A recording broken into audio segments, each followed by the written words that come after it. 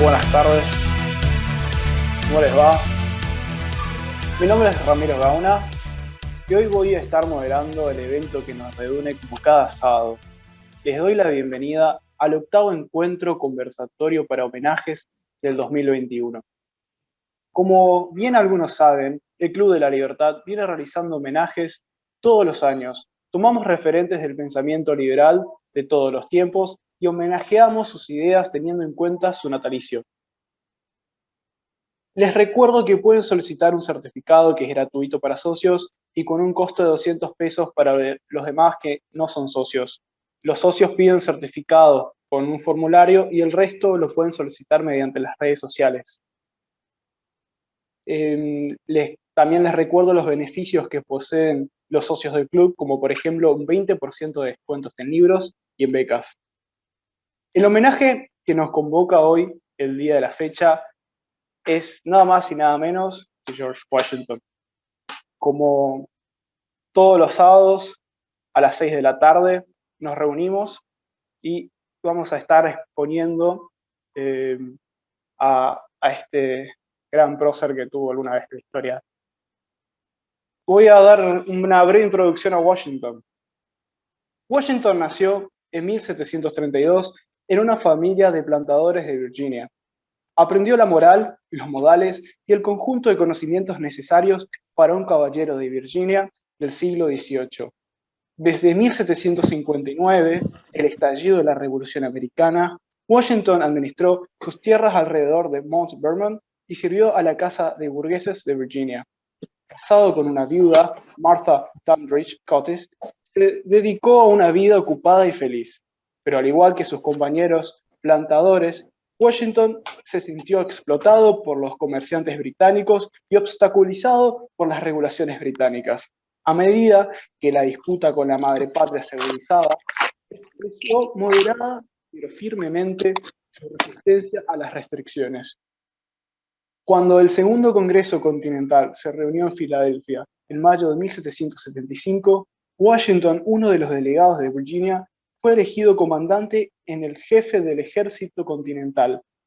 El 3 de julio de 1775, en Cambridge, Massachusetts, tomó el mando de sus tropas mal entrenadas y se desembarcó en una guerra que duraría 6 años, muy agotadores. Pronto se dio cuenta de que la mejor estrategia era acosar a los británicos. Informó al Congreso y dijo: en todas las ocasiones deberíamos evitar una acción general o poner cualquier cosa al risque, a menos que nos obliguen a una necesidad, en la que nunca luego atacar, en la que nunca deberíamos ser atraídos.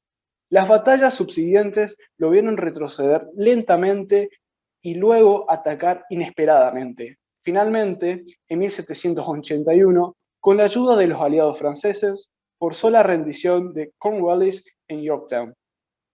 A continuación voy a proceder a reproducir un video sobre la vida de George Washington. Es una breve introducción también.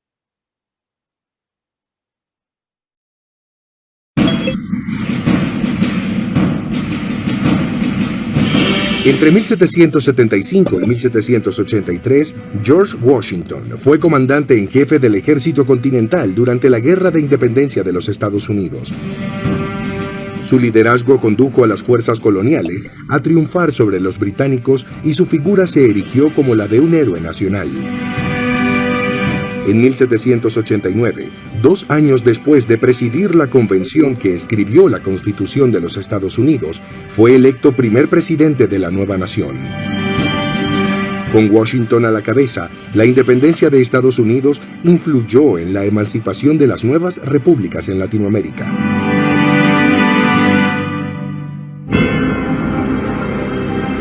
Convencido de que lo mejor para los colonos era declarar su independencia en Inglaterra, Washington decidió participar como delegado en el primer Congreso Continental de 1774. Un año después, cuando el segundo Congreso Continental se reunió, la revolución había comenzado y Washington fue nombrado comandante en jefe del Ejército Continental. Aunque las tropas estaban mal entrenadas y carecían de alimentos, municiones y otros suministros, Washington pudo darles dirección y motivación.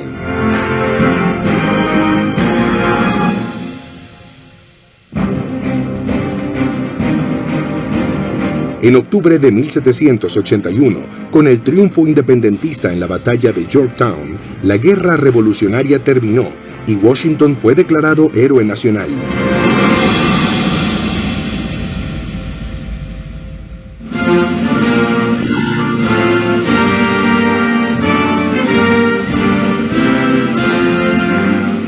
En 1783, con la firma del Tratado de París entre Gran Bretaña y los Estados Unidos, Washington renunció al ejército y regresó a su vida familiar en Mount Vernon.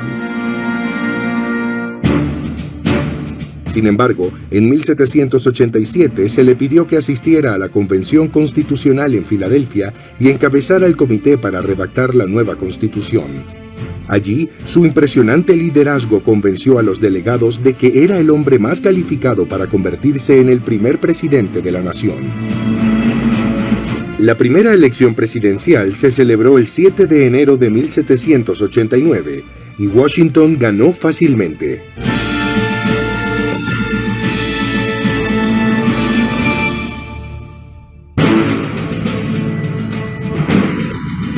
La hazaña de George Washington y la Revolución Norteamericana dieron luz a la edad contemporánea, inspirando ideológicamente otras grandes revoluciones libertarias.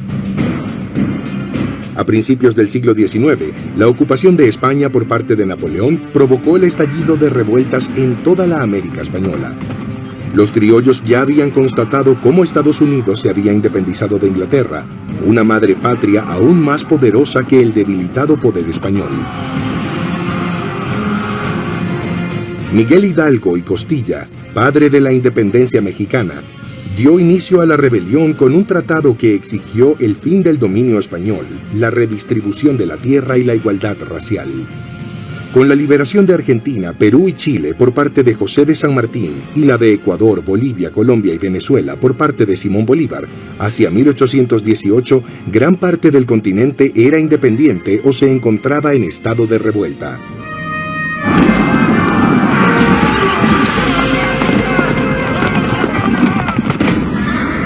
El mundo nos observa. Washington tenía una visión. Lograrán derrotar los maliciosos propósitos del enemigo. A él no le interesaba el poder, pero tenía el poder.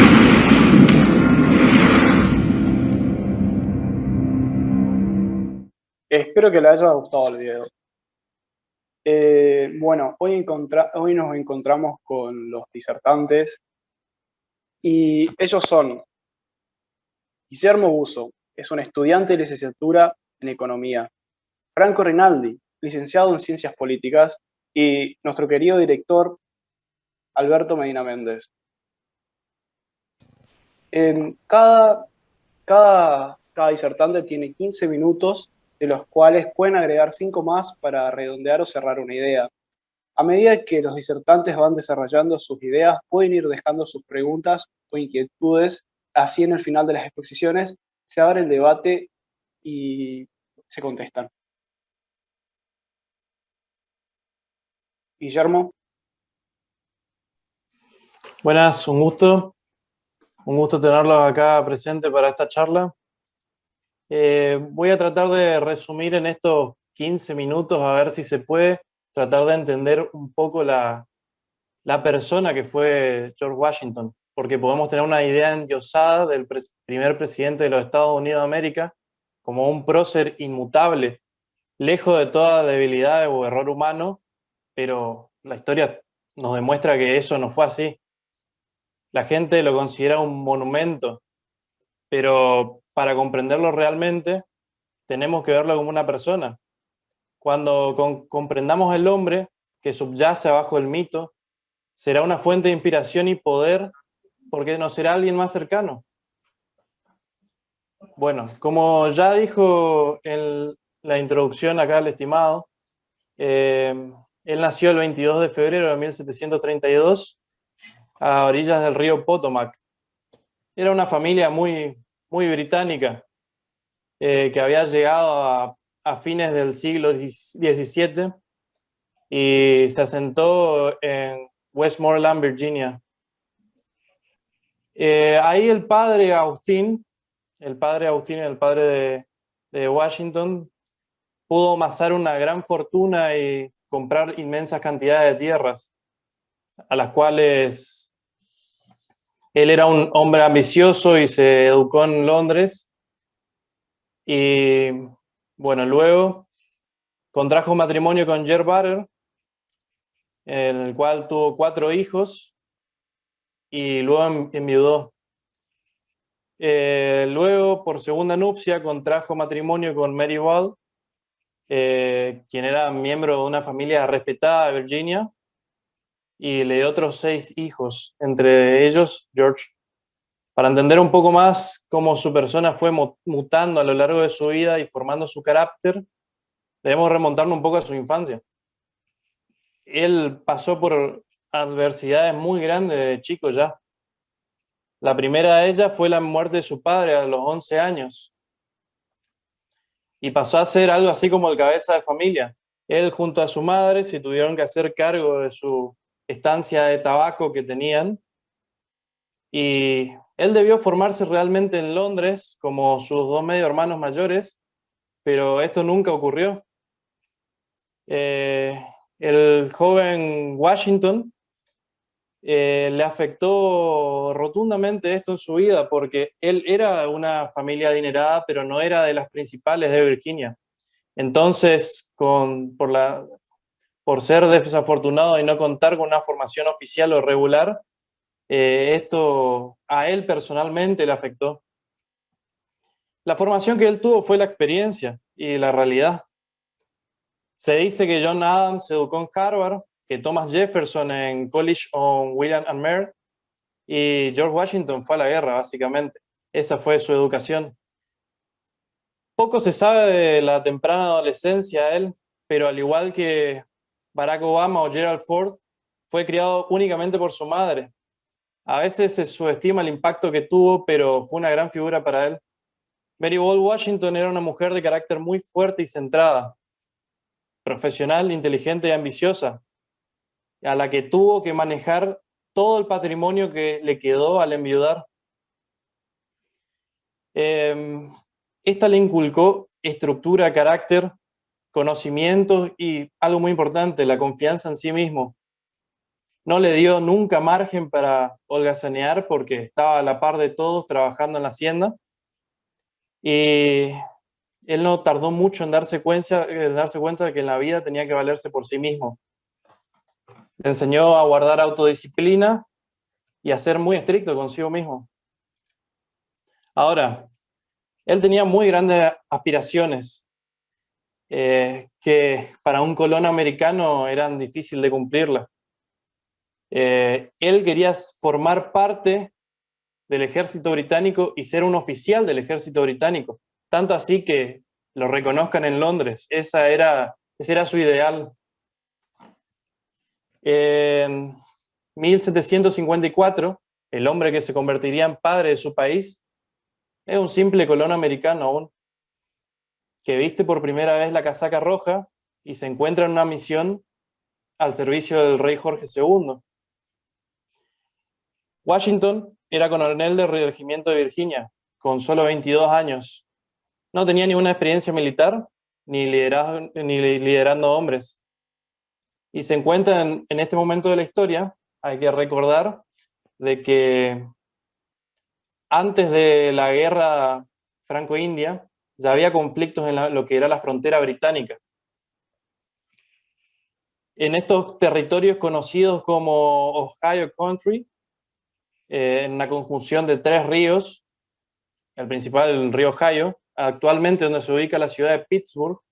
A ver si voy a intentar compartirles un mapa para que sea más interactivo y se puedan guiar. Este territorio que pueden observar acá se llamaba como The Forks. ¿Qué pasa acá? Se ubicaba un fuerte francés. Era reclamado en realidad por varias naciones.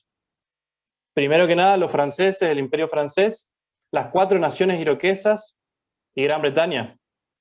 Estos nativos americanos que estaban acá en la zona no estaban dispuestos a ceder territorio ni autonomía, pero sí estaban interesados en comerciar. La misión que se le encomendó a Washington era lograr generar algún tipo de incentivo para que los franceses se retiraban de esta zona de una manera pacífica. Y la única manera posible que vio de éxito él era tratar con un jefe iroqués que se llamaba Medio Rey, ya que su conocimiento de estos terrenos era prácticamente nulo. Al llegar al puesto de avanzada francés el 28 de mayo de 1754, piensa que al ser su primera misión oficial no podía volver con las manos vacías. O sea, o tenía victoria o ya no iba a volver a tener esta oportunidad.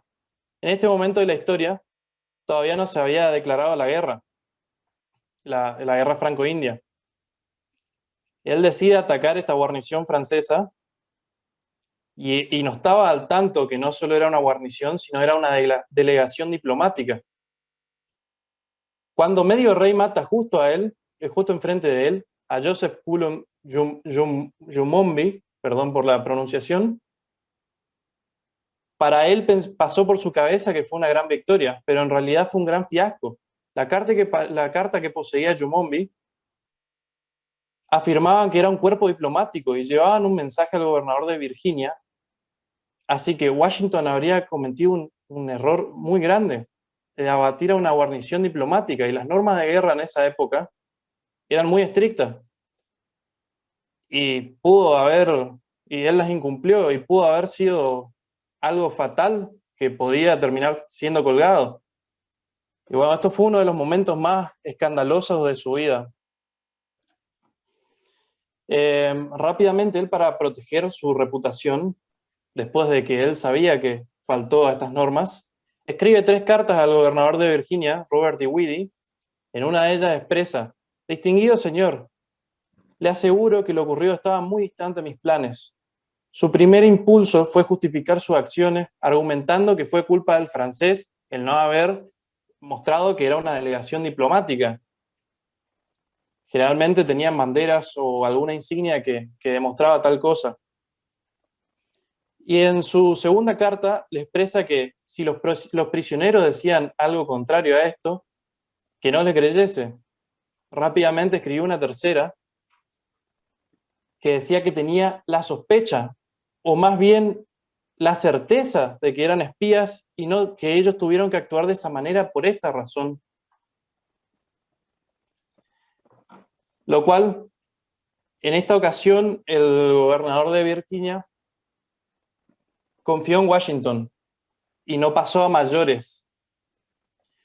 Pero se vio él al querer volver con algo, entonces se empeñó a retirar a los franceses de esa zona. Como anteriormente dijimos, hay que mirarle de una óptica de una persona común. Tendemos a creer que él no hubiera mentido en esas cartas. Pero así fue. En ese momento era un joven ambicioso que se sobrepasó en esa ocasión y quiso mantener la reputación que tenía. Pero en verdad tuvo suerte de que no haya tenido una pena peor.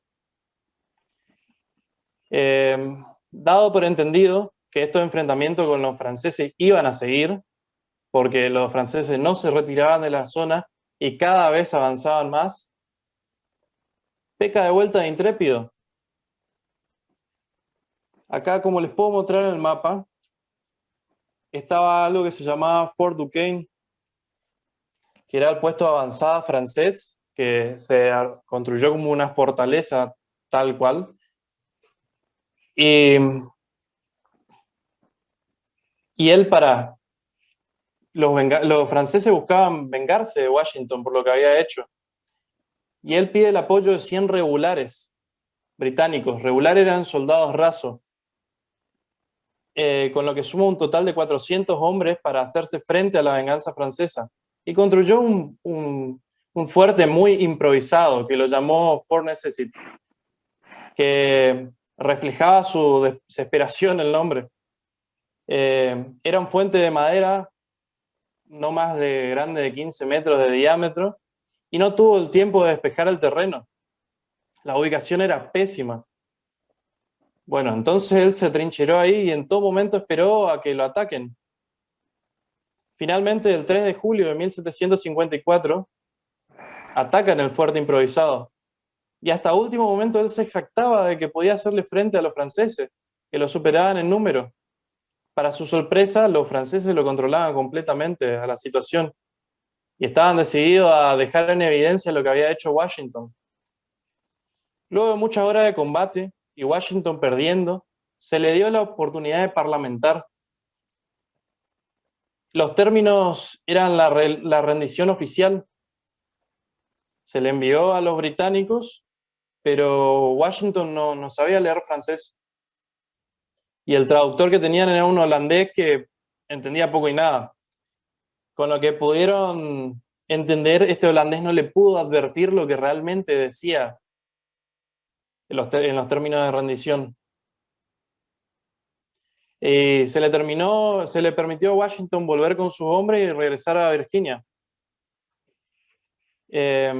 Publicó un escrito en la Gaceta de Virginia donde explicaba lo sucedido y alegaba que ambas partes acordaron un cese al fuego, cosa que no fue así, y se retiraron con todos los honores de la guerra. Él no quería que esto sea una mancha nuevamente para su reciente carrera militar.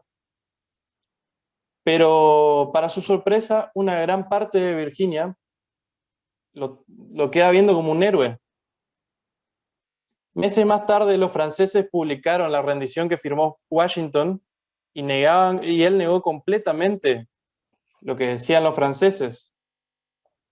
Se dio la culpa de la negligencia al intérprete por esta especie de confusión de que se dio al alto mando británico. El coronel británico lo degradó a capitán y él estaba seguro que nunca más iba a volver a liderar hombres en las tropas. Pero ¿qué pasa? Al término de 7 meses más tarde, para junio de 1775, vuelve al ejército, él muy obstinado, de vuelta pero esta vez como voluntario. Se encuentra bajo el comando del general Braddock, un veterano de las viejas guerras europeas. Gran Bretaña estaba siendo constantemente vulnerada a la frontera y cada vez se retraía para atrás. Y Braddock tenía a su disposición 2.400 regulares británicos y mandó a construir un camino de 162 kilómetros para transportar cañones, carros y soldados hasta Fort Duquesne, el fuerte que construyeron en The Forts. Los franceses, tras la derrota de Washington en Fort Necessity, ya conocían la zona y esta era la llave para entrar al continente. O sea, la potencia europea que tome este territorio iba a poder controlar los ríos principales y adentrarse al continente. El 9 de julio de 1755 surgió el caos y los franceses emboscaron a los británicos. A ver si les puedo mostrar en esta imagen. Acá abajo está la formación de Braddock en los caminos y los franceses los emboscaron y atacaron la delantera. Y por los costados, que era todo bosque, acuérdense que estaban haciendo un camino, entraron los indios aliados, los iroquenses. Fue totalmente una masacre, en el cual la mayoría, 45, si no me equivoco, 45 oficiales británicos fueron abatidos y otro tanto fueron heridos. Guillermo, ¿sí? disculpa que te interrumpa, pero ya no, por el tiempo. Sí. Bueno, voy voy a redondear un poco más. Dale. Por favor.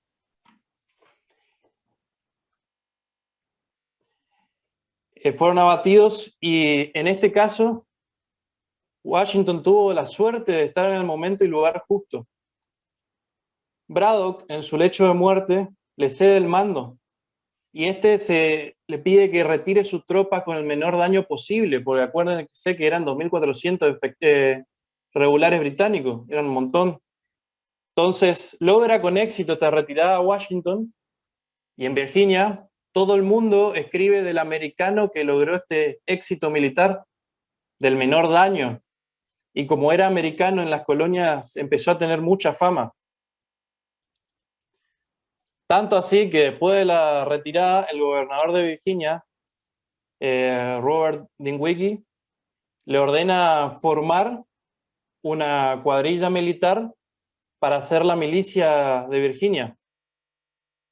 Había que proteger esa área de 480 kilómetros cuadrados que quedó en manos de los indios y de los franceses. Estos indios secuestraban personas, o sea que molestaban bastante a los colonos. Y se le asignaron a Washington 1.200 reclutas. Totalmente eran inútiles porque no tenían experiencia militar, no tenían disciplina. Y bueno, acá Washington tenía la misión de poder lograr que esta gente sea decente para un combate abierto contra otro imperio que era Francia. Finalmente él lo logra y forma una fuerza de élite tan decente como eran los casacas rojas. Un año después los británicos reconocen este logro de que Washington pudo formar una fuerza provincial que merecía respeto. Y Washington pide de que se los adhiera a las fuerzas oficiales británicas. O sea, que no sean una milicia provincial, sino que pasen a ser parte de la milicia británica, el cual es denegada. Y él, como obstinado que era, no vio otro remedio de solicitar al gobernador de Virginia, Dinwiddie, de que hable con sus superiores británicos para que esto se logre, porque él decía que los colonos tenían la misma capacidad de los británicos para actuar. Y fue denegada por Dinwiddie. Entonces se embarca hasta Filadelfia en marzo de 1757 y va directo a tratar con el general británico. Este era Lord Loughton, el hombre más importante del ejército británico en América. En lo cual la reunión personal con él le explica sus intenciones y critica la estrategia militar que tenía para invadir el fuerte. Lord Loughton no coincide y toma como ofensa la crítica que él le da. Washington termina con las manos vacías y con un enojo hacia el cuerpo militar británico impresionante, que lo expresa en una carta que él no puede concebir el trato desigual que tienen los británicos hacia los colonos. Estamos defendiendo este país, dando el cuerpo y la sangre por él, y se los trata sin ningún motivo, de manera deshonrosa. Esta es una frustración que él ya llevaba mucho tiempo guardando. E intenta abrirse paso por la burocracia, pero nunca pudo conseguir que se los reconozcan como tal. Más de un año después, los británicos atacan Fort Duquesne con la misma estrategia que le había señalado a Washington que utilicen, y tienen la victoria. Y hacen retroceder totalmente a los franceses. Los franceses salen de toda esa zona y quedan en el Quebec nomás. Esto dejan de reclamar el territorio, pero a Washington jamás le reconocen nada, ni un logro, ni su puesto como oficial que tanto anhelaba. Como respuesta a esto, él se sentía rechazado. Él no se sentía rechazado, perdón, sino que creían que eran unos imbéciles porque no, justamente estos eran sus superiores, pero no podían ver lo que él vio.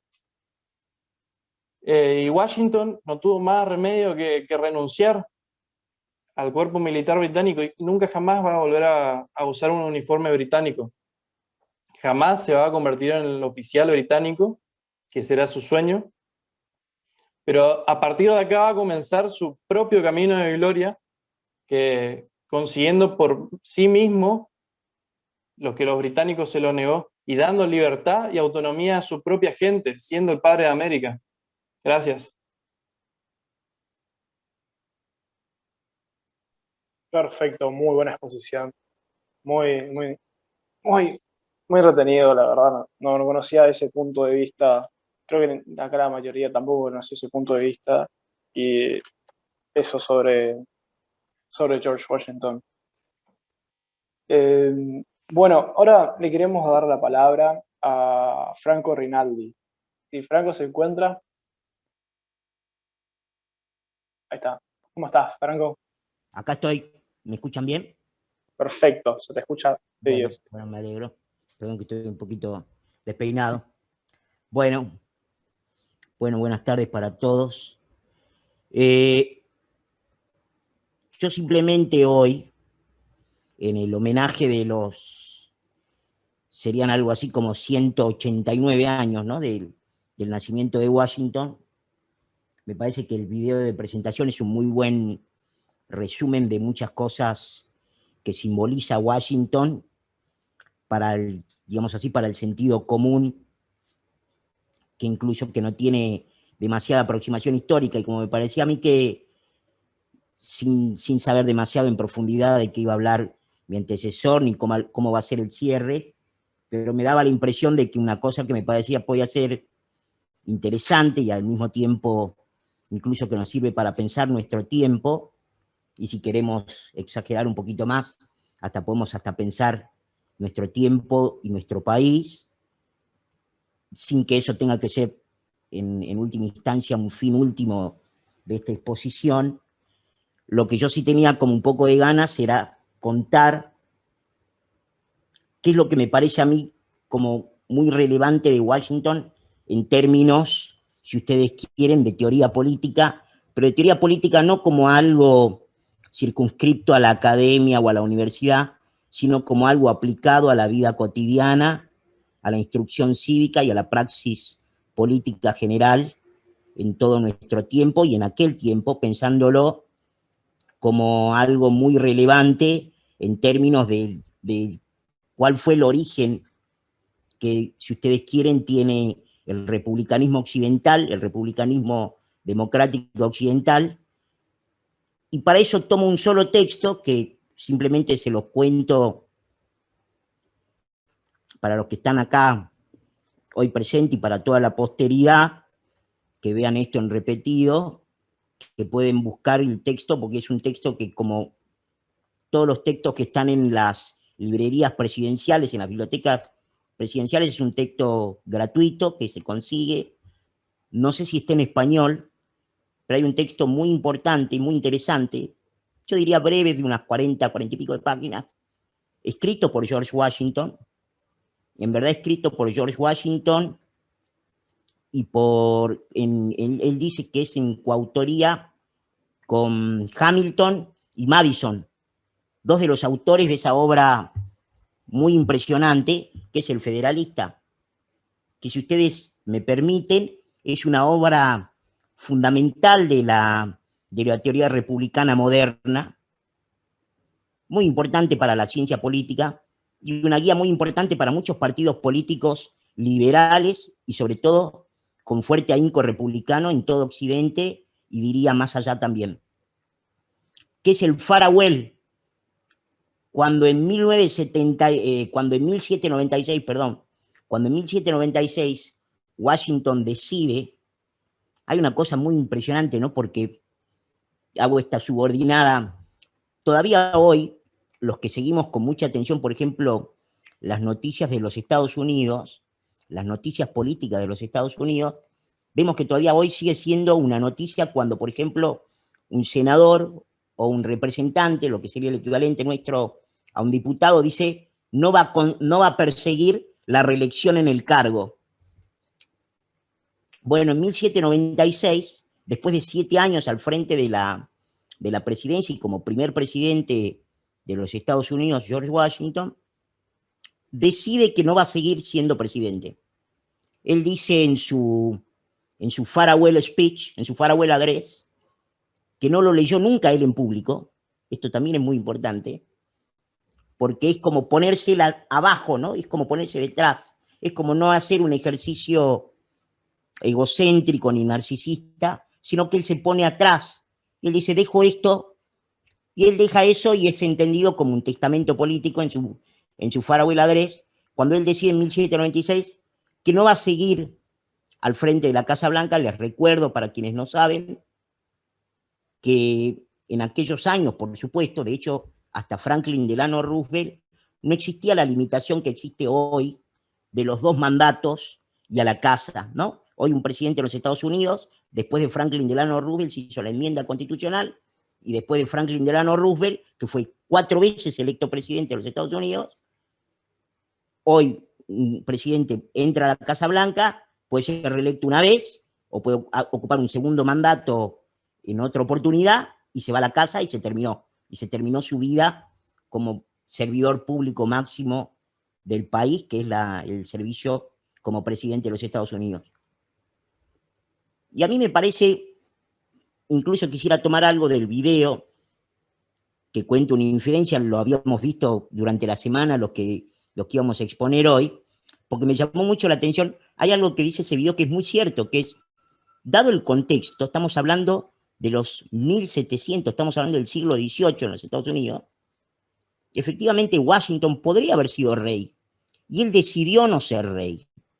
Y creo que ahí está el comienzo de su testamento político, que él después lo pone, como digo, en un manuscrito de 40 y pico de páginas, que después fue a Filadelfia.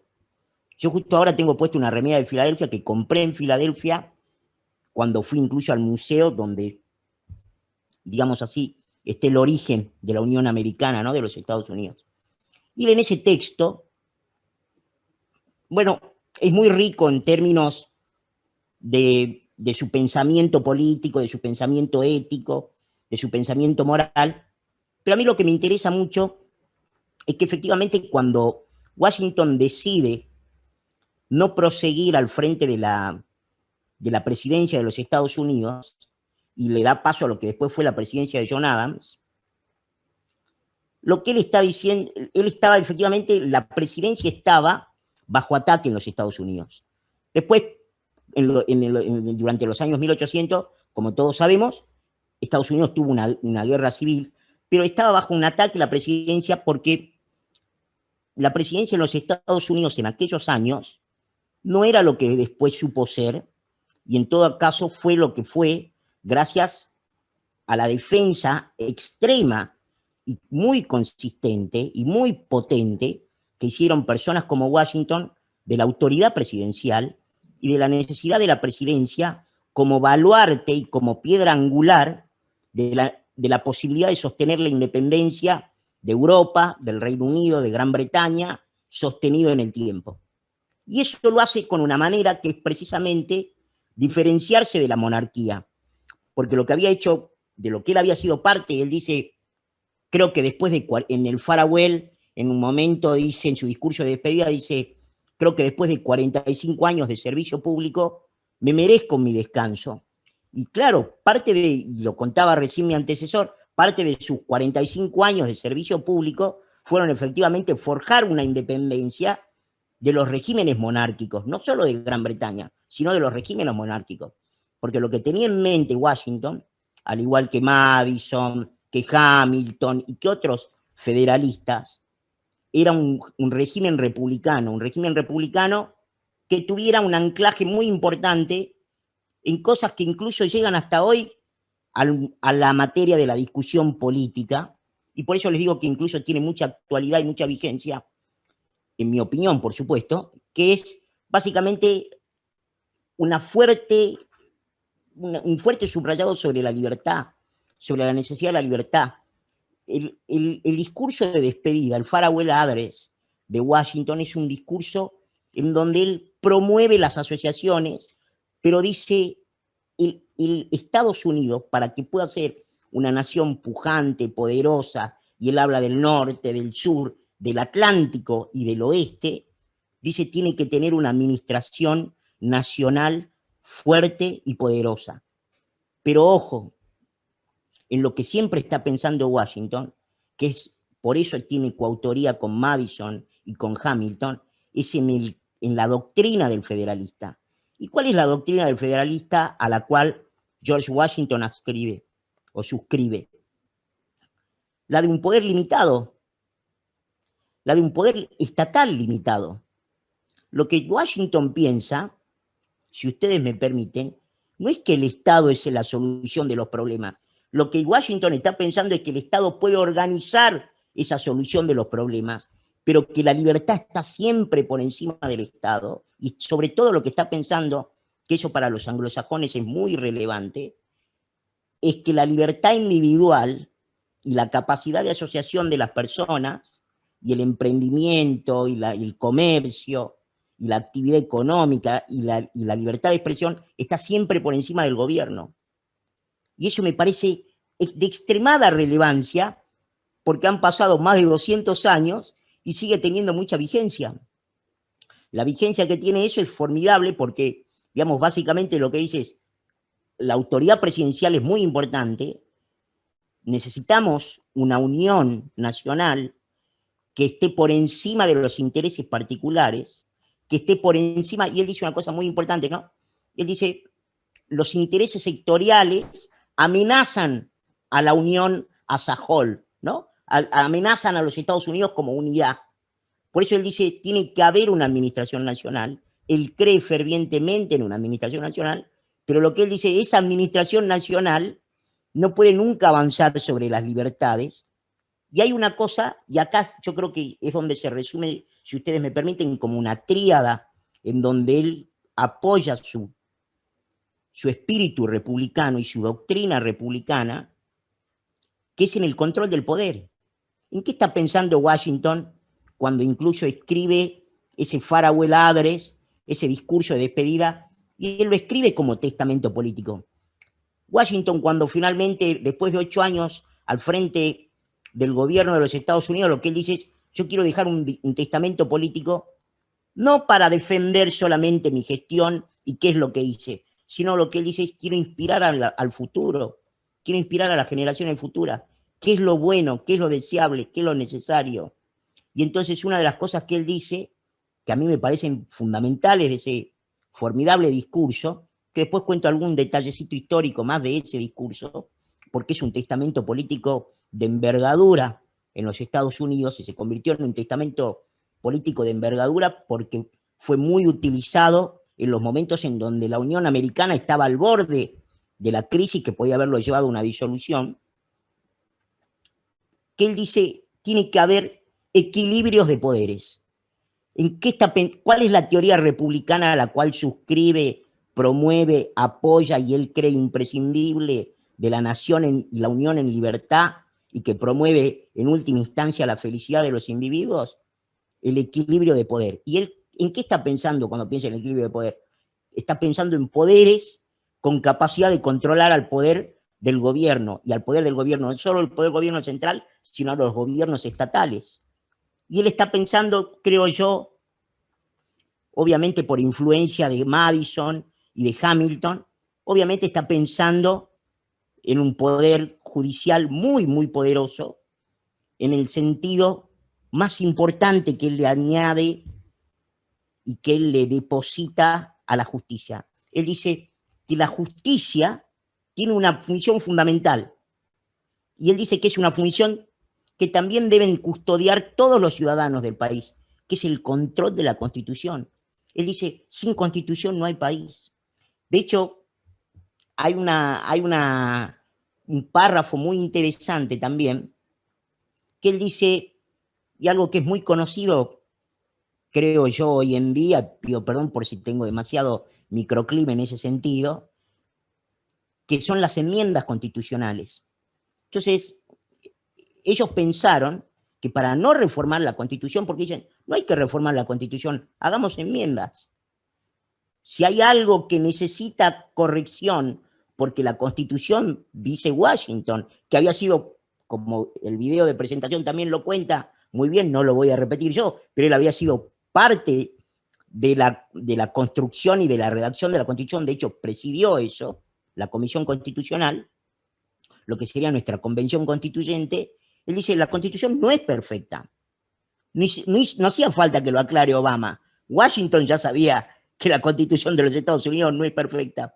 Probablemente Washington pensara y pensaría hoy que ninguna Constitución es perfecta. Pero él dice, lo que nosotros tenemos es la enmienda constitucional. Y él dice la enmienda constitucional por una cosa que también es muy importante y que tiene que ver con el constitucionalismo de Washington. Y yo creo que del federalista en general, que es la Constitución no se puede borrar, no se puede eliminar y hacer una Constitución de nueva. Hay que hacer una Constitución que permita enmiendas. Y él dice, permite enmiendas y dice muy claramente, ¿no?, que vayan en la dirección del espíritu de la Constitución. Por eso la enmienda constitucional, por ejemplo, que limita la duración del presidente en la Casa Blanca a 2 mandatos, es algo que va en la dirección de la Constitución. ¿Por qué va en la dirección de la Constitución? Porque la Constitución, como la crearon los padres fundadores, de la cual Washington fue parte, es una Constitución que trata de restringir el poder del gobierno. ¿Cuál es la idea del republicanismo norteamericano, anglosajón, si ustedes quieren, y sobre todo que convocaba el espíritu de Washington, Madison, Hamilton, Joy? ¿Cuál era? El de una Constitución que fuera una carta que estableciera un marco de restricción de avanzada del gobierno sobre las libertades individuales, sobre los estados y sobre la idea del federalismo, ¿no?, sobre esta división de poderes. El federalismo, el hiperfederalismo, que obviamente, como todo tiene su contracara en los Estados Unidos, obviamente tiene un porqué, y que eso también se desprende de las ideas de Washington, y si ustedes quieren también del federalista, que es muy difícil en cierto punto escindir uno de otro, que es que haya muchos estados, porque de esa manera actuaba como una restricción muy automática, si ustedes quieren, y natural, del poder central. Y eso está muy presente en el discurso de despedida de Washington, en donde él dice, necesitamos moral, necesitamos ética. Washington recupera el valor de la religión como, yo diría, casi maquiavelianamente, porque él lo recupera como un instrumento de cohesión social y como parte del respeto a las libertades individuales.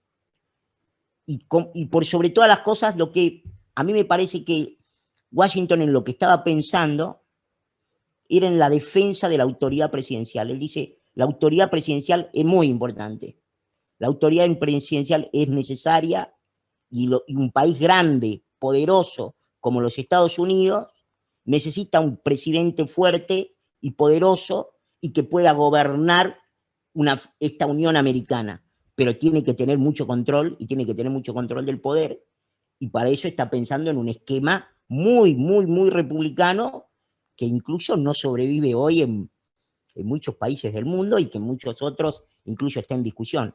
Y me parece muy interesante que en un texto que funciona como un testamento político y como una gran prosa de ciencia política, me animo a decir, constitucionalista, federalista, liberal, liberal en un sentido muy, muy, muy poderoso y muy potente y muy consistente, tenga más de 200 años, ¿no? Porque eso finalmente fue escrito en 1796, cuando ya Washington había decidido que no iba a ser más presidente y que se retiraba y que volvía ahí a Mount Vernon para dejarle paso a otro, que también, si ustedes me permiten, es como un corolario de alguien que dice, yo no soy rey, yo soy un servidor público, he sido un servidor público durante 45 años y hasta acá llegué, que siga otro. No sé si me excedí en los minutos o hablé de menos, pero más o menos esto era lo que... No, perfecto. Bueno, ahora, Alberto, ¿te gustaría proseguir? Bueno, primero muy buenas tardes, saludos para todos. La verdad que felicitarlos tanto a Guillermo como a Franco, las dos presentaciones muy interesantes, rescatando un montón de cuestiones que me parece que son no solamente parte de la historia, sino también una lectura interesante de la historia, ¿no? Porque la historia sin interpretación y sin contenido es difícil de ser entendida acabadamente. Así que, bueno, celebro estas dos presentaciones que claramente me sirven de pie, sobre todo para no repetirme en algunas cosas que ya comentaron mis predecesores. Yo tengo una presentación muy breve que simplemente sirve un poco de guía para no irnos por las ramas. La verdad que la personalidad de George Washington es es muy interesante porque además a mi juicio es atípica en la dinámica de los liderazgos mundiales, ¿no? Del pasado, del presente. Entonces me gustaría repasar algunos hitos históricos que me parece que lo marcaron, unos cuantos de ellos los señaló Guillermo con mucho criterio. Sus particulares características personales, tenía una personalidad, insisto, fuera de lo habitual, que no encaja, digamos, con la literatura del liderazgo tradicional, y mucho menos aún del político, y finalmente terminar un poco con lo que tiene que ver con su legado y la construcción de una nación, que tal vez sea lo más relevante para este homenaje. Algunos hitos históricos, varios de estos ya los mencionó Guillermo, pero me gustaría tener un poco en algunas cuestiones. La pérdida del padre no es un dato irrelevante, porque además de que lo agarra a temprana edad, de alguna manera lo deja huérfano de padre en el sentido más absoluto de la palabra, ¿no? Porque la figura de la madre pasa a ocupar una posición central. Muchos dicen, muchos historiadores dicen que la relación con la madre no era una buena relación, era una relación inclusive bastante fría, pero claramente era la única referencia que le quedaba, más allá de sus hermanos mayores, especialmente de Lawrence, que era el que tomó la posta, el hermanastro que tomó la posta ante la muerte del padre para conducir durante unos pocos años el destino de esa propiedad tan importante que ellos tenían, porque claramente se trataba de una propiedad significativa. Empezó a trabajar como ayudante agrimensor, tal vez sería más específico decir que era una especie de topógrafo, esa tal vez haya sido su profesión de origen, digamos, forzado un poco a llevar adelante esto como parte de su formación, y aquí hay que decir algo que es interesante. Su familia de origen, particularmente su padre, era un hombre preparado, pero no pensaba en que los hijos deberían transcurrir una educación superlativa. Concretamente no pensaba en enviarlos a la universidad, mucho menos aún a George Washington, que estuvo siempre diseñado en ese marco familiar como una persona que iba a trabajar dentro de la organización familiar, dentro de esta empresa familiar, y iba a ser parte de ese proceso, por lo cual no requería ningún tipo de habilidad especial, mucho menos aún vinculada a la política, sino en todo caso más vinculada al desarrollo del negocio, que era lo que en definitiva le interesaba a la familia. A los 20 años fallece intempestivamente Lawrence, que era un poco el coordinador, el que manejaba la plantación, y le toca, en suerte, heredarla en un sentido figurado, porque claramente se trataba de una herencia en términos operativos, ¿no? Le tocó conducir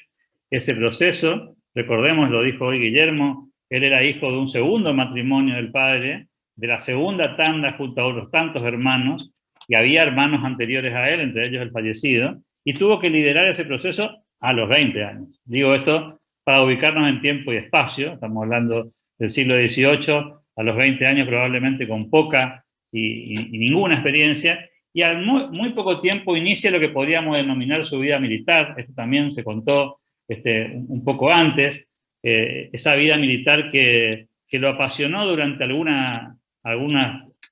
tiempo, pero no en todo momento, porque fue su carrera militar, si se me permite el término, una carrera llena de frustraciones.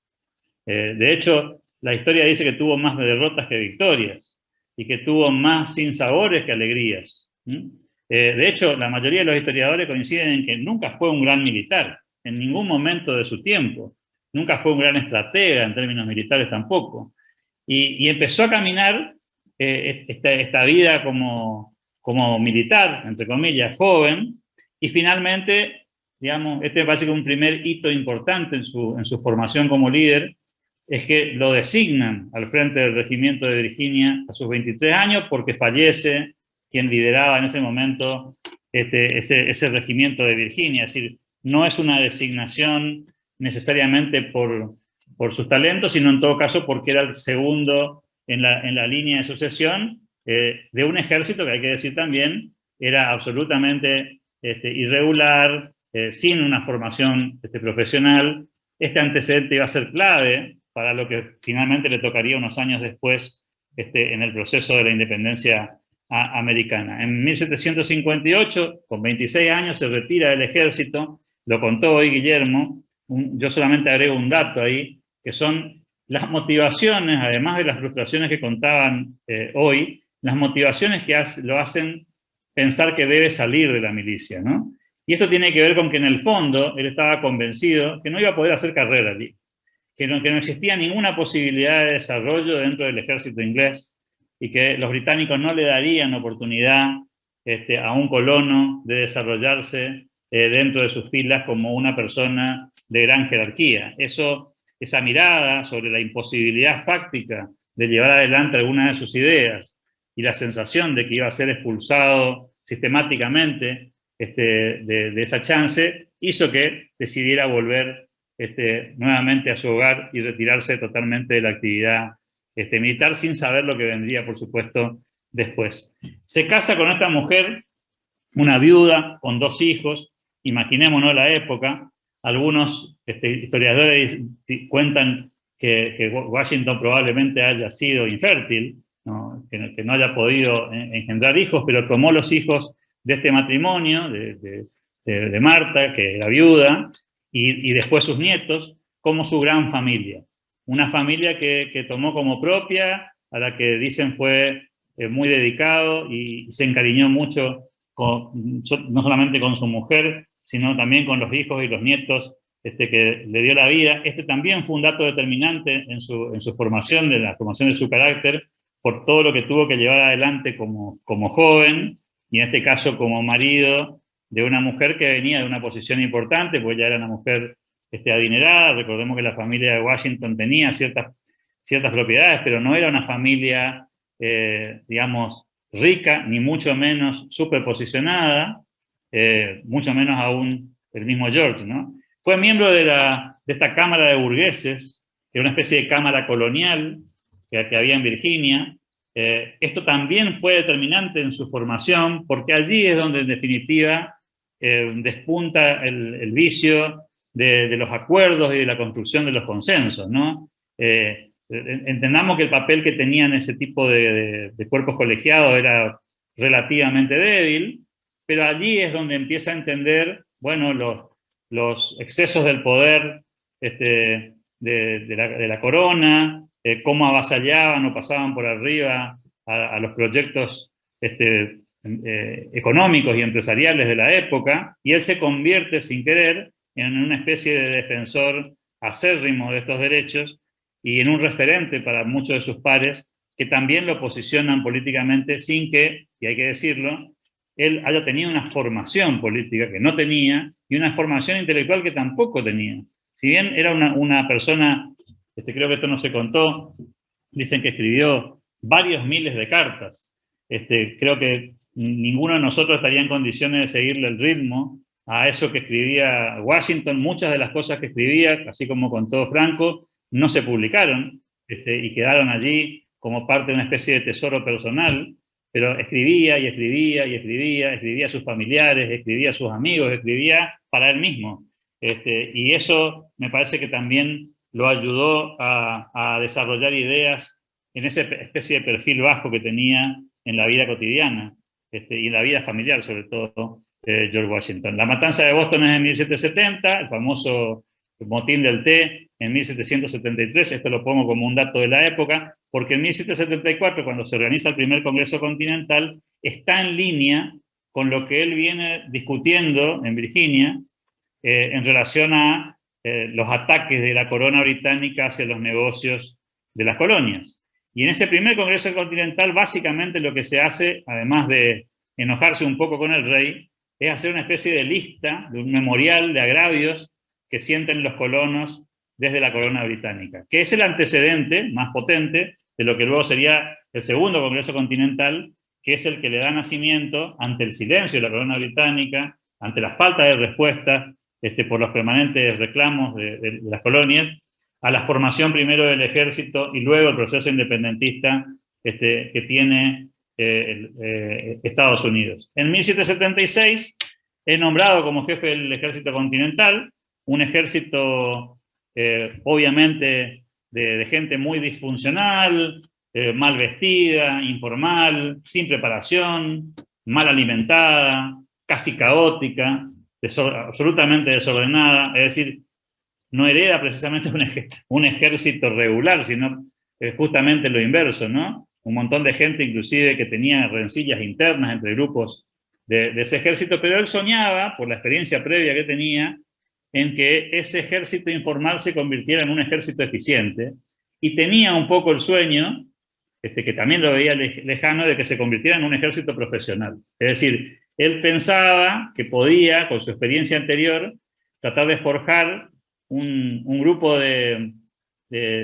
milicianos más profesionalizados, aunque sabía que era una dura tarea, porque estamos hablando de gente, insisto, sin ningún tipo de formación regular. No obstante eso, la historia rescata su enorme perfil motivador, porque básicamente, insisto, no era un excelente militar ni un gran estratega, sino en todo caso un gran motivador, porque además se ocupaba de todo lo que tenía que ver con el ejército, ¿no? Hasta de rescatar recursos y recolectar los recursos, organizar los recursos económicos, materiales y humanos para llevar adelante las batallas. Dicho sea de paso, como dijimos hoy, la mayoría de ellas perdidas, y muy pocas ganadas, con muchas frustraciones inclusive en ese proceso, en términos personales para George Washington.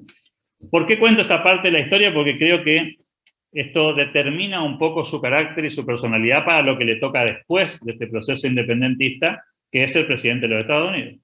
Es decir, el George Washington, presidente de los Estados Unidos, es un hombre que viene de esa historia familiar, empresarial, obviamente militar, también como parlamentario en la colonia, e inclusive de los debates con el resto de los padres fundadores en el proceso de la independencia, y me parece que eso de alguna manera le permite ser lo que después finalmente fue como presidente, un hombre extremadamente reservado, es decir, un hombre que a diferencia de otros padres fundadores no era un grandilocuente, discurseador, natural, aunque muchos dicen que tenía muy buena oratoria, pero no era, para ponerlo en términos más contemporáneos, no era una persona que quería aparecer en escena ni figurar en todas partes. De hecho, hay una característica que me llama poderosamente la atención, que es que la mayoría de las posiciones que él ocupa es por convocatoria.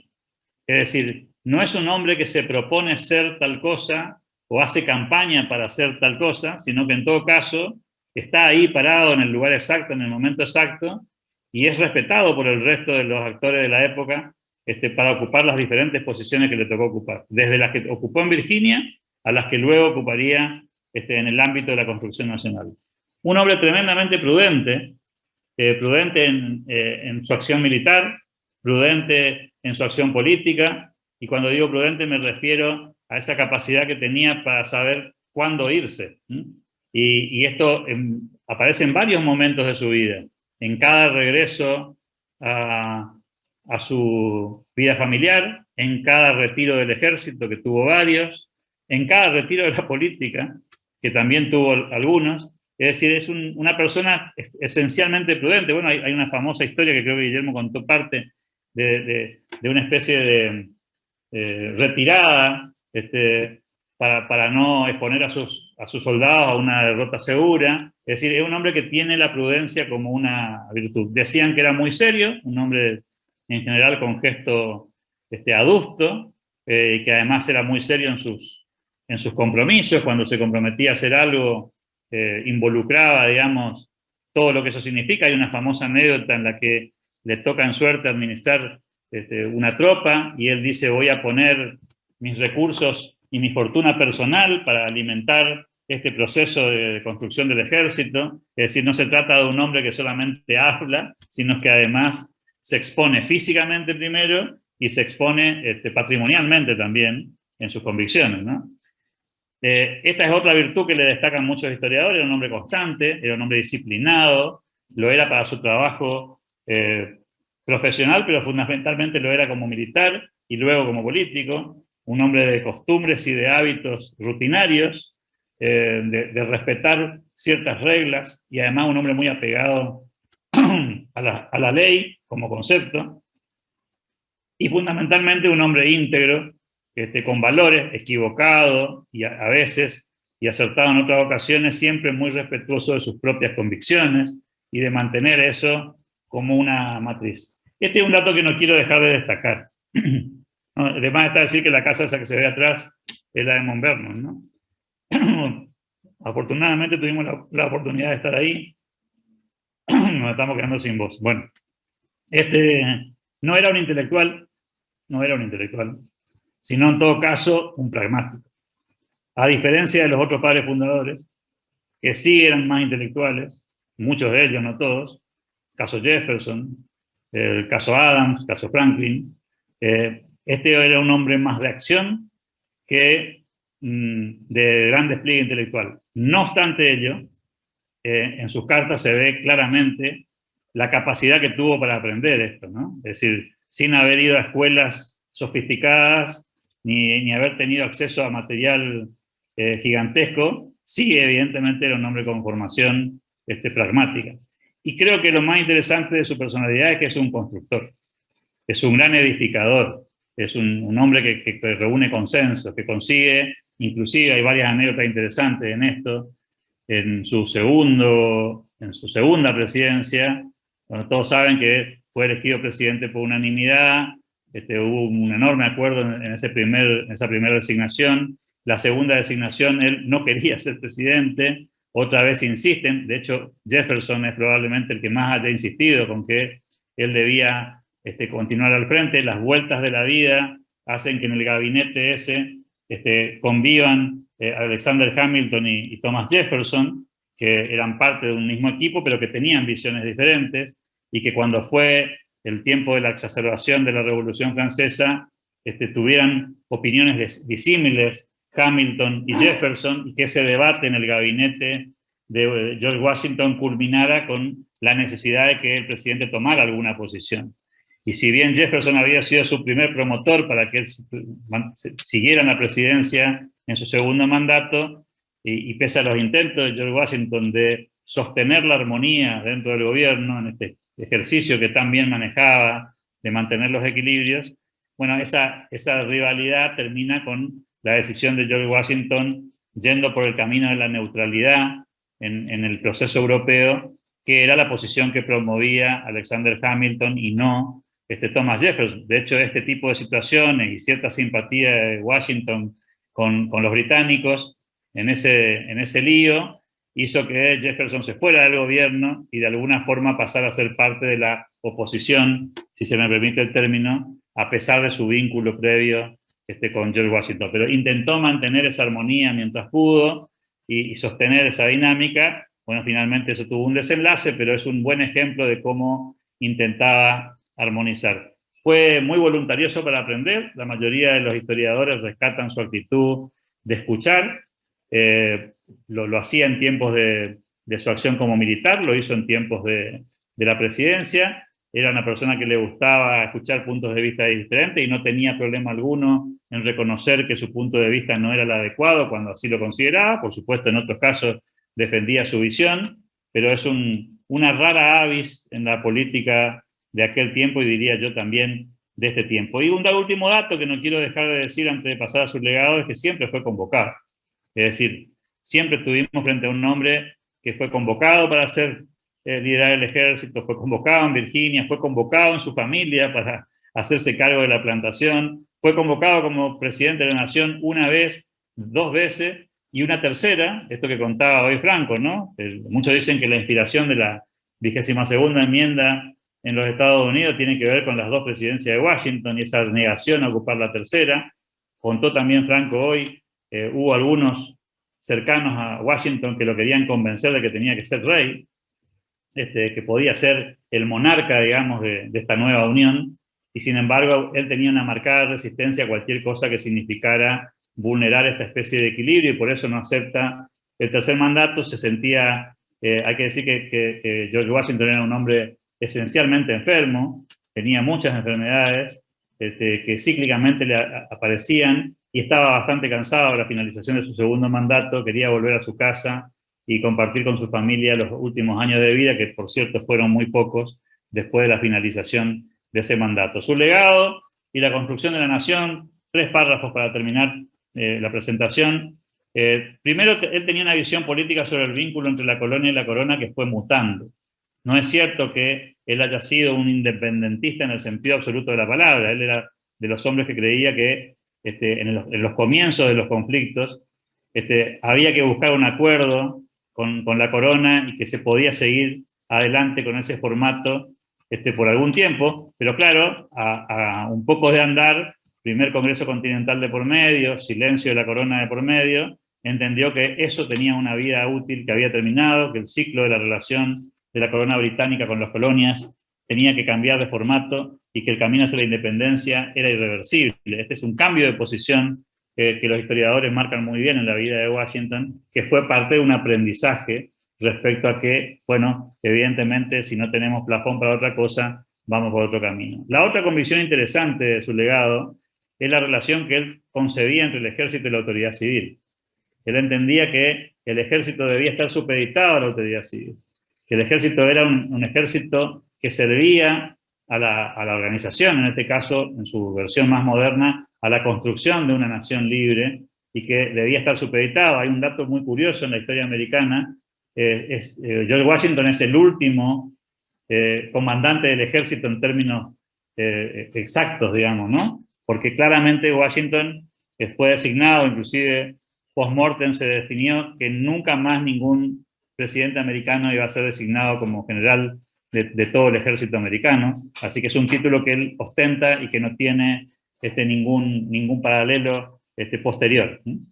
Y finalmente, esto que describió muy bien Franco, no me voy a detener en esto porque claramente lo dijo muy bien, la imperiosa necesidad de construir una nación y esta visión que tenía él de un país federal, digamos, que tenía que tener las individualidades de la colonia, pero que al mismo tiempo tenía que tener una administración suficientemente fuerte para sostener la unión, en esta visión republicana que bien planteaba Franco, ¿no?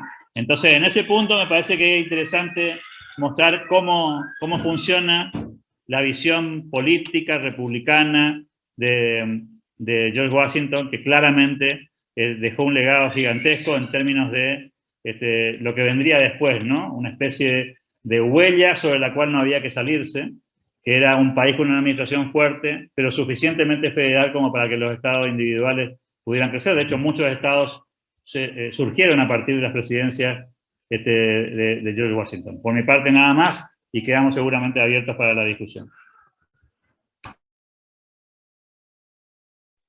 Muy bueno, excelente, Alberto. Bueno, a partir de ahora queda abierto el conversatorio y la verdad muchas gracias Guillermo, muchas gracias Franco y muchas gracias Alberto por participar y dar sus exposiciones. La verdad, espectacular, estuvieron de 10 todos. Y nada más que aportar y espero que levanten la mano para hacer las preguntas o alguna acotación o comentarios que quieran aportar.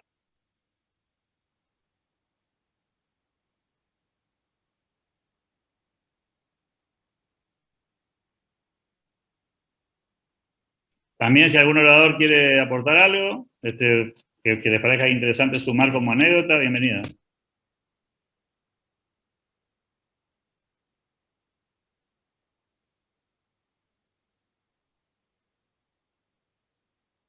Hola, ¿se escucha? Sí. No, yo podía agregar como anécdota en la batalla de Brooklyn, con Washington al mando, por supuesto. William Hope, comandante británico, él no quería una guerra abierta con los colonos, sino pensaba que esta era una especie de rebeldía, la declaración de independencia que hicieron, pero que se podía llegar a hablar con Washington. Entonces le mandan un principio una primera carta dirigida como Washington únicamente. Y no recibe ninguna respuesta Hope. Luego se escribe otra carta y le manda de vuelta como señor Washington. Tampoco recibe ninguna respuesta. Y tuvo que mandar un delegado físicamente para a ver si Washington iba a responder. Y le entregó una carta y le dice, acá falta, como si fuera que acá falta algo, porque él quería que le llaman general Washington, básicamente, que le tratan como respeto, porque de esa forma mostraban respeto a las colonias en sí. Y lo que Washington le decía es que yo tengo entendido de que del rey hay una disposición para que a mí me perdonen por el supuesto delito este de rebeldía. Pero dice, a los que no cometen falta no hay nada que perdonar. Así que mándale saludo a William Hope. Básicamente esa es la anécdota.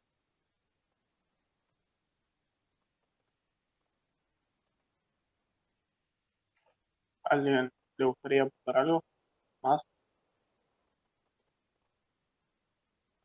A José Alberto Meave. Ahí todo esto, creo. Sí, no, lo mío es simplemente, primero felicitaciones realmente a todos los disertantes y a toda la libertad extraordinaria de esto.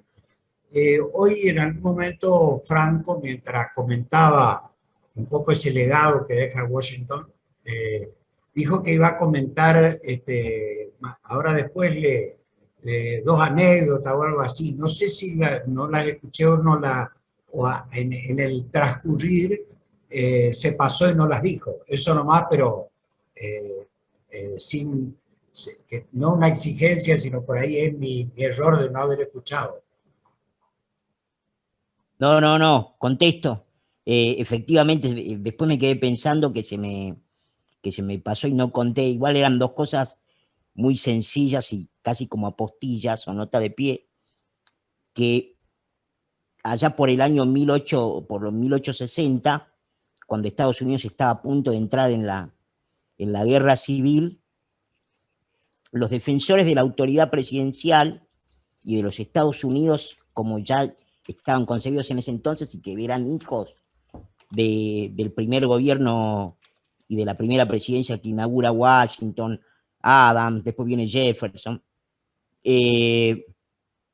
dicen, este testamento político de Washington es muy importante y tiene que ser algo así como un alma mater de nuestra nación, como un alma mater de nuestra defensa de la Constitución, de los valores republicanos.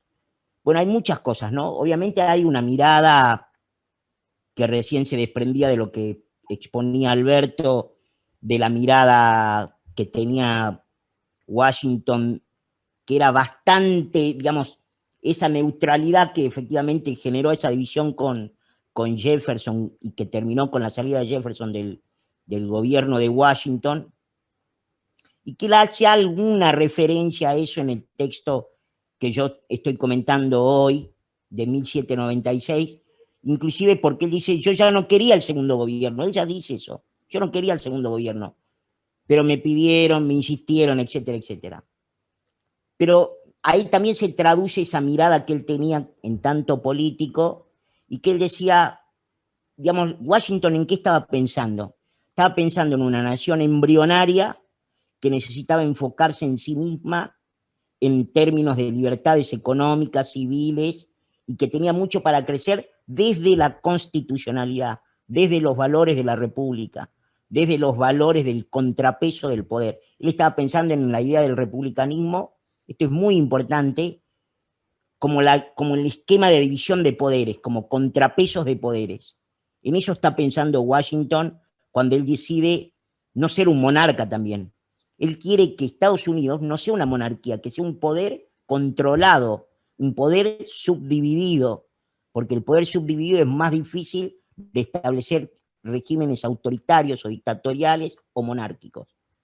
Y entonces las dos cosas, en realidad no eran dos cosas, sino que una cosa que quería contar es una anécdota que sale de este Faraway Adres, que ha sido digamos, el punto de partida de mi comentario de hoy, es que le piden al Congreso, respectivamente al Congreso de los Estados Unidos, a las autoridades primero de la Cámara de Representantes, lo que hoy sería el Speaker, lo que es Nancy Pelosi, y lo que le piden al presidente del Senado, que esa carta se lea todos los años.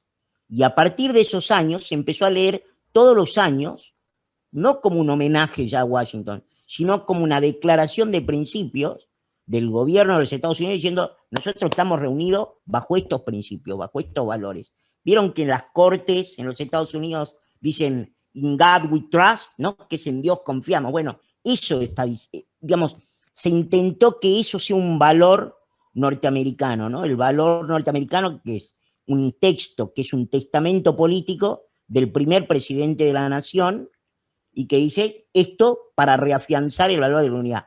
Porque, insisto en este punto, todo gira, como ingeniería política de ese texto de Washington, gira alrededor de la necesidad de la autoridad presidencial. Porque lo que él dice es, si nos ganan los sectarismos, no se disuelve el gobierno, se disuelve la unión.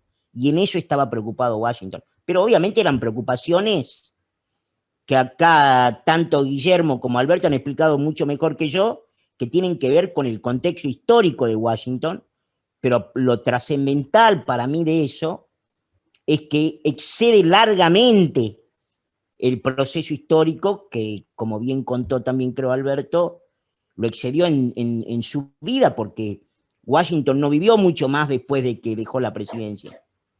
Así que era eso simplemente como ese, digamos, si ustedes quieren, en vez del manifiesto comunista como el manifiesto de Washington, se convirtió en algo así como en una piedra angular de los valores constitucionales y de la defensa de la presidencia de Estados Unidos como órgano organizador del Estado federal.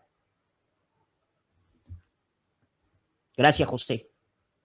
Bueno, ahora voy a leer unos comentarios que pusieron en el chat. Paola dice, ¿se podría decir que Martha fue por encima de su esposa, su financista? Ya que cuenta la historia que sin la influencia de ella, no solo en lo económico, sino en lo moral, él no podría haber realizado sus ambiciones. Luego Carlos Moratorio dice, qué importante es remarcar las características de Washington en la etapa inicial de la nación. Es decir, fue la persona justa para ese tan delicado momento. Luego Emma dice, muy bueno el conversatorio. Como el padre de la patria, un ejemplo de cómo poner en práctica la libertad y la república.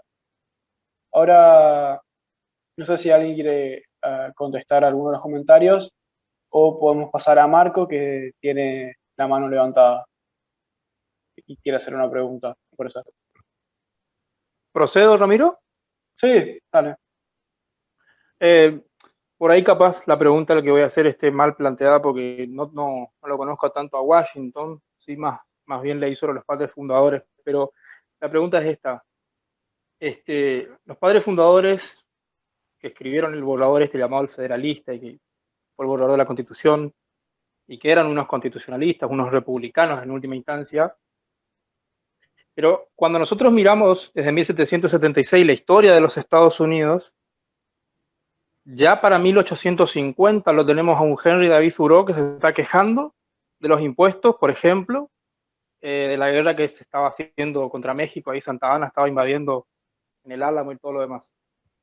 Más adelante también lo tenemos a Warren quejándose de lo mismo, es decir, el Estado norteamericano empezó a avanzar mucho, a agrandarse mucho, y la República norteamericana que ellos habían construido terminó siendo algo totalmente inverso a lo que debería haber sido una república parlamentaria con poderes divididos, con límites sobre todo. Entonces la pregunta que yo quería hacerles es si Washington había previsto esto, que tanto la Constitución o el sistema republicano podían caer, digamos. Esa es la pregunta.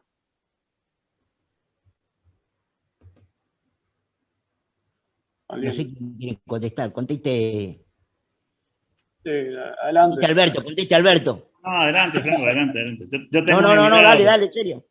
No, a ver, creo que son contextos distintos, porque el debate de Washington y de los federalistas y del mismo Jefferson, que tenía que ver con el cómo, no tenía que ver con el qué. Era una discusión respecto a cuál era el modelo más eficiente, el modelo más pertinente, el más urgente, y ahí los que ganaron, digamos, por ponerlo en algunos términos, tienen hasta la evidencia empírica a su favor, ¿no? Porque claramente el formato que triunfó en esa discusión es un formato bastante compatible con nuestras convicciones. le pone límite al poder, no es centralista, respeta las libertades individuales, respeta las decisiones de los estados individuales, pero al mismo tiempo se convierte en una potencia en términos, ubiquémonos en tiempo y espacio, ¿no?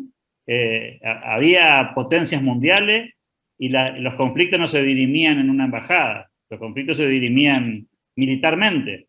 Entonces, había que constituirse como un poder para soportar los embates del imperio. No se independizaron de un imperio liviano, y los otros imperios en juego tampoco eran precisamente las Carmelitas Descalzas, digamos. Entonces, había que constituirse en un esquema suficientemente fuerte para sostener, y eso explica muchos de los principios de los padres fundadores. Muchos de los principios se fundamentan en esta lógica tan interesante que es libertad, división de poder republicano y al mismo tiempo poder militar y fuerza suficiente para consolidar un país tan diverso. O sea, el equilibrio de ese juego político era realmente un tablero de ajedrez, y creo que en ese sentido Washington fue un buen intérprete. Algunos dicen, corregime Franco y Guillermo si esto no es tan exacto, algunos dicen que muchos de los avances que tuvo Washington en términos de poder era una especie de consenso entre algunos de las colonias, ¿no? Había algunas colonias que no podían ocupar el poder y que necesitaban de alguna manera tener un referente que permitiera respaldar sus avances, ejemplo Massachusetts. Entonces, una forma era respaldarlo a Washington, que era un hombre que tenía más consenso y más popularidad en ciertos sectores de las colonias que Massachusetts no tenía por peso propio, ¿sí? Entonces, había ahí como una especie de alianza entre algunas colonias que le daban un poco el soporte político, por si se me permite el término, y económico, ¿por qué no?, a Washington, que explica en buena medida por qué era el hombre elegido. Pero yo creo que mucho de lo que dijo Carlos Moratorio en el chat también es cierto. Creo que era el hombre exacto en el momento exacto, no era un hombre con vedetismos, es decir, no era un hombre grandilocuente, había otros en esa época que sí, pero él no era ese modelo, ¿no? Y entonces es como que era el hombre exacto, ¿no? No le gustan mucho las luces, es un tipo mesurado, serio, respetado, es el hombre indicado, ¿no? Bueno. Yo simplemente agrego, suscribiendo todo lo que decía recién Alberto, yo simplemente agrego que es muy difícil contestar desde el siglo XIX cuáles eran los alcances últimos de las preocupaciones que tenía Washington en el siglo XVIII. Pero lo que sí me parece a mí, y por eso creo que después se convirtió en un documento de lectura obligada, incluso en el Congreso, cuenta la historia que después se leía durante muchos años. Un año se leía en el Senado y otro año se leía en la Cámara de Representantes el testamento político de George Washington. Lo que sí me parece a mí es que lo que él está, digamos, efectivamente está preocupado por las tensiones hacia adentro y por cómo esas tensiones además pueden complicar con sus relaciones exteriores a los Estados Unidos. Es decir, él está preocupado por eso. No sé si hay algo de él que haya podido prever lo que vos comentabas después, que termina pasando 30, 40, 50, 60 años posteriores. Me parece que probablemente no, pero lo que sí está preocupado, y yo creo que ahí es donde está su esquema, que efectivamente era un esquema pragmático y no un esquema, digamos, un esquema, si ustedes me permiten, como en algún punto anti-europeo o distinto de lo europeo, tiene un esquema de decir, bueno, muchachos, el gobierno tiene que ser fuerte, sólido, consolidado, pero tiene que estar restringido. Hay una cosa que él dice, que me acabo de acordar también, que en mi relectura de ese testamento que hice esta semana, que él dice, por ejemplo, él piensa, ¿no? Dice que es muy si ustedes quieren, del federalista, pero él dice, si ustedes quieren garantizar y promover y mejorar la libertad de expresión, ¿cuál es la mejor forma de hacerlo? Bueno, la mejor forma de hacerlo es que haya cada vez más personas con capacidad de ejercer su libertad de expresión. Entonces dice, hay que garantizar eso. Entonces, lo que él me parece que siempre está resolviendo, que entre las tensiones del gobierno, que avanza y las libertades individuales, él dice la Constitución, nos volquemos en lo que nos dice la Constitución. Y repito algo que había dicho antes, digamos, él admite que la Constitución puede tener dificultades, déficit, humedades, pero lo que él dice es, la Constitución es lo que todos estamos de acuerdo en lo que nos organizó, y de ahí para adelante vamos, pero efectivamente estaba preocupado por las tensiones, estaba preocupado aparte por las tensiones norte-sur, estaba preocupado, pero él estaba también pensando, como dice Alberto, probablemente por su profundo espíritu conciliador, en la complementariedad de las distintas, de las diversidades que tiene Estados Unidos. Entonces estaba pensando en el campo del sur, proveyendo al norte y a la industria marítima y a la exportación. O sea, estaba pensando en un Estados Unidos que pudiera resolver sus problemas con integración y con mucha libertad, digamos, y con mucho ejercicio y crecimiento económico.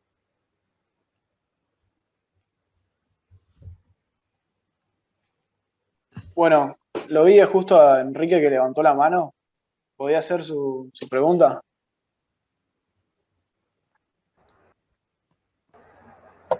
No, lo que yo quería aportar, porque hay una miniserie de HBO que se llama John Adams, que es considerado en Estados Unidos como el gran héroe olvidado de la independencia, ¿sí? Ahí se ve perfectamente lo que el pobre Washington tuvo que enfrentar. El presidente del Consejo era un contrabandista, de entrada, para que ustedes no crean que eran todos santos, impolutos. El otro, el de Dakota, creo que era o algo así, no me estoy acordando bien, uno que se pasaba robando ganado, andaba, venía y todo. Eso eran con los que Washington tenía que pelear. Además, estaban los que se consideraban instruidos y este tipo de personas. Dentro de los instruidos estaba Jefferson, estaba Adams, estaba Franklin. Franklin era el componedor, el que arreglaba y demás. Adams era John Adams, no Samuel, otro contrabandista. John Adams era una persona muy, ¿cómo voy a decir?, muy pagada de sí mismo. Creía que él tenía el derecho a ser el primer presidente de los Estados Unidos, porque él era el que impulsó la idea de que las tres se firmaban o no se firmaba la unión. Él fue el que fue manejando de una forma tosca y bruta, que si no hubiese sido por Franklin, que era el componedor, el que le decía, ¿por qué no le saca esta palabra? Entonces aquel del sur no se va a enojar. ¿Por qué no dejamos lo de los esclavos para después, para convencerle a Jefferson? Con muchas escenas muy simpáticas. Y el que siempre aparecía fuera de las deliberaciones, callado, escuchando, tomando nota, era Washington. Era el molesto del grupo. Y Adams lo convence de mandarlo a dirigir el ejército por su experiencia militar, por todas las cosas, le enrosca la víbora y le promete un montón de armamentos, apoyo y demás, que en una de las escenas Washington le dice, ¿pero ustedes dónde me mandaron? Acá están durmiendo en el medio de la nieve, lleno de viruela.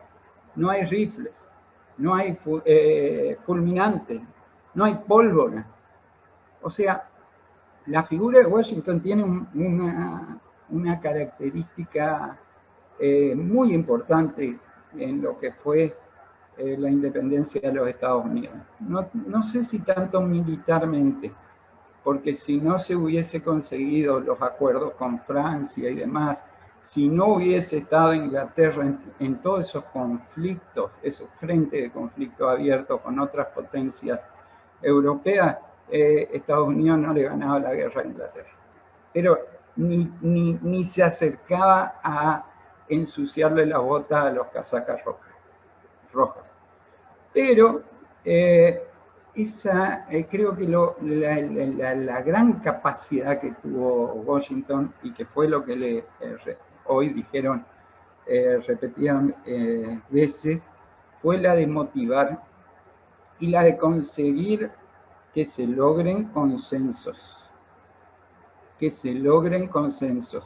Como bien dijo Franco recién, no es lo mismo el norte, que hoy es el gran problema de los Estados Unidos, que el sur, y justamente Carolina del Sur fue el último estado, porque hasta que no dijo el representante estado y no decía colonia, no le aceptaron, que firmó la Declaración de Independencia.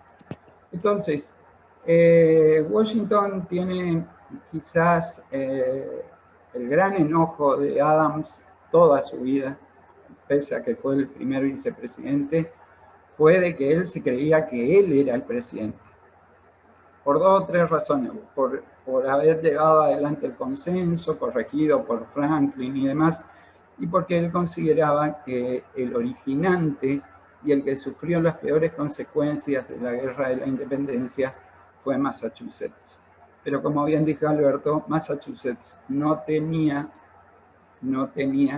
un peso político importante.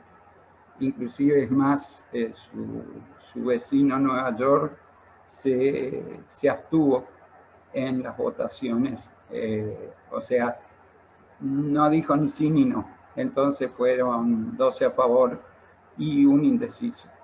Pero quien logró dar esa solidez y que tenía prácticamente el consenso de todos al final era Washington. Y si se firmó el Acta de la Independencia fue gracias a 2 personajes muy fuertes. Uno, Franklin, en el tema de la componenda política entre todos ellos, y otro, Washington, demostrando, como dijo bien Alberto, comprometiendo hasta su fortuna personal, porque él fue el que dio de comer al ejército, no ninguna de las colonias, sino comprometiendo su fortuna personal y a la vez dando la demostración, si bien se perdieron la mayoría de las batallas, fue una guerra en retirada, con una defensa elástica, esperando el ataque del otro para volver a atacarle,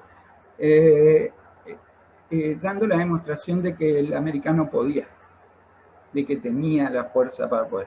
Aunque sigo teniendo mis dudas y sigo teniendo mi objeción de que sin la intervención de Holanda en lo económico y Francia en lo militar, Estados Unidos no le ganaba a Inglaterra.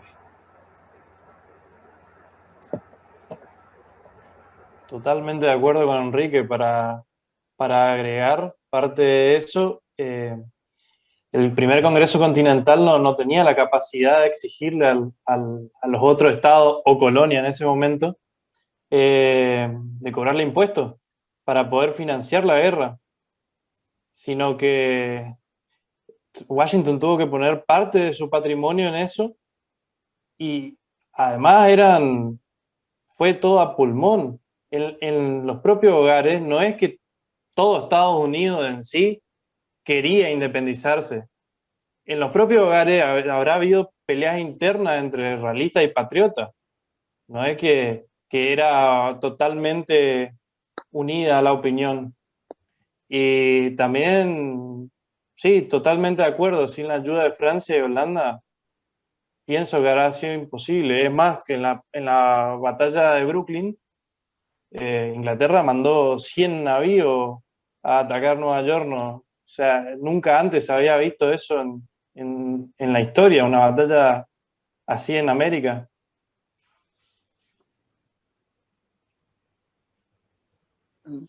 Bueno, si queda alguna pregunta, alguna duda, o si no, es todo por hoy. La verdad fue... queda una duda, una pregunta de Federico Bartlett. Adelante, desmuteese nomás. Una sola pregunta. ¿Cómo se define lo que fue el término de ese conflicto armado con Inglaterra y el reconocimiento de Inglaterra sobre la independencia de Estados Unidos? ¿Fue en esa época o tardó un poco más para ubicarme en el tiempo?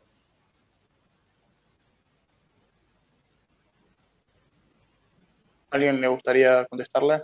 Adelante, Franco, todo tuyo. No, dale, Alberto, Guillermo. Al Reino Unido, a Gran Bretaña no le quedó mucha alternativa, porque además había intereses económicos, y los intereses económicos lo obligaban al Reino Unido a terminar con el proceso de la guerra y a dejar abierta la puerta para comerciar.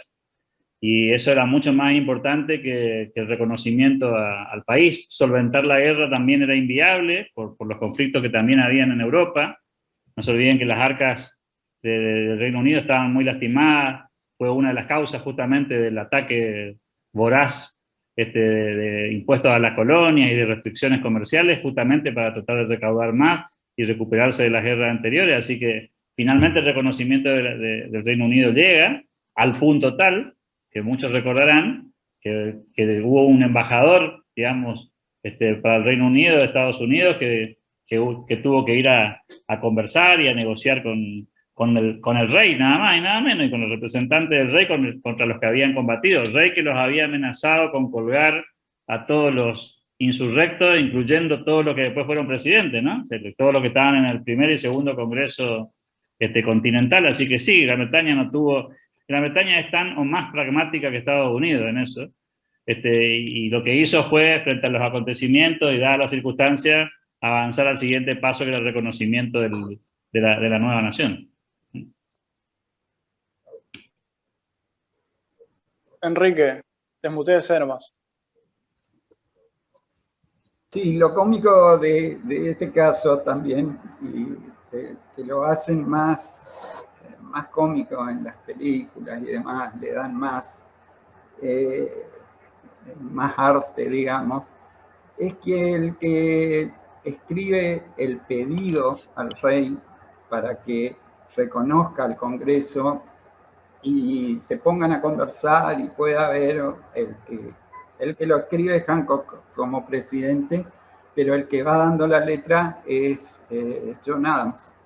Cuando le contesta al rey, le contesta directamente diciéndole que autoriza a cualquier súbdito inglés donde vea a cualquiera de uno de esos representantes a colgarlo, así derecho.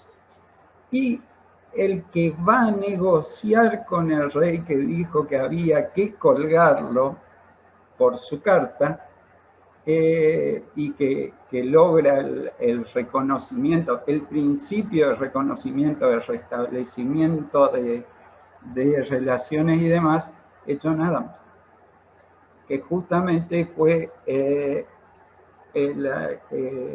viaja con su hijo, que después fue presidente también, y fue a hacer dos cosas esenciales.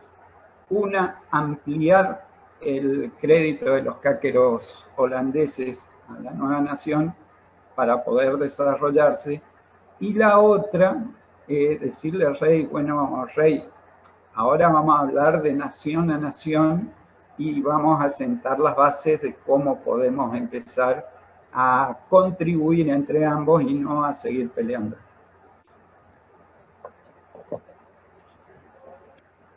Perfecto. Bueno, parece que todo por hoy.